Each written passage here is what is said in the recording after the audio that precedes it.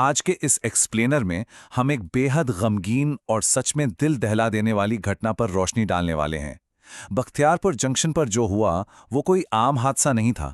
ये एक ऐसी ट्रेजेडी थी जिसे भुलाना नामुमकिन है और जिसकी एक बहुत भारी कीमत चुकानी पड़ी। इस चर्चा का असल मकसद सिर्फ ये समझना नहीं है कि वहां क्या हुआ, बल्कि उन छोटी छोटी गलतियों को देखना है जो जल्दबाजी में हम सब अक्सर नजरअंदाज कर देते हैं, ताकि आगे चलकर ऐसी भूल से बचा जा सके। देखिए, रेलवे क्रॉसिंग पर लिए गए एक पल के फैसले, मतलब लिटरली एक स्प्लिट सेकंड का डिसीजन, कैसे हमेशा के लिए जिंदगी बदल कर रख देता है। जिंदगी की नाजुकता और ट्रैक पर की गई एक छोटी सी लापरवाही कैसे जानलेवा साबित हो सकती है, ये इस कहानी का सबसे कठोर सच है।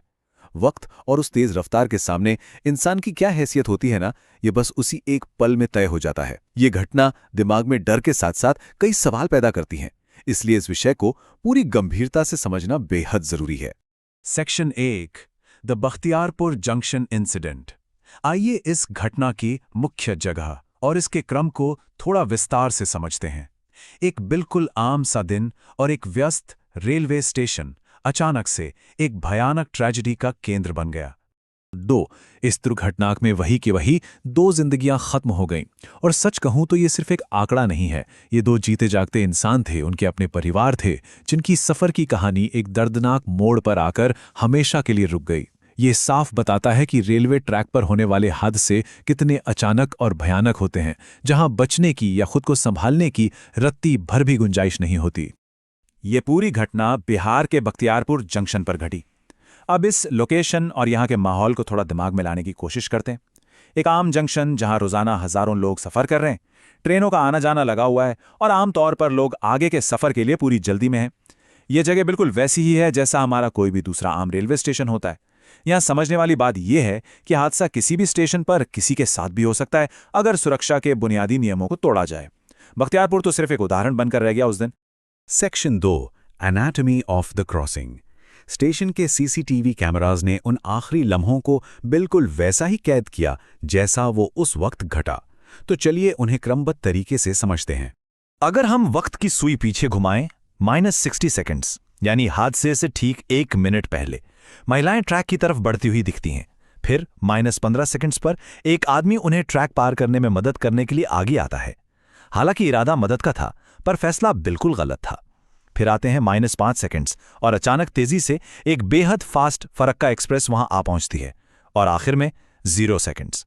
आदमी किसी तरह छलांग लगाकर अपनी जान बचा निकलता है, पर वो 2 महिलाएं उस तेज रफ्तार ट्रेन की चपेट में आ जाती हैं। ये टाइमलाइन इस बात का पुख्ता सबूत है कि आफत और मौत को आने में महज कुछ ही सेकंड्स लगते हैं। Section 3, the unused overbridge. जानते हैं इस पूरे घटनाक्रम का सबसे ट्रैजिक पहलू अब सामने आता है। सुरक्षा के लिए मजबूत इंफ्रास्ट्रक्चर वहां पर मौजूद था, पर उसे कंप्लीटली इग्नोर कर दिया गया।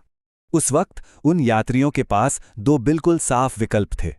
एक तरफ था सीधे ट्रैक क्रॉसिंग करना, जो कि जानलेवा है, बेहद खतरनाक है और नियमों के सख्त खिलाफ है।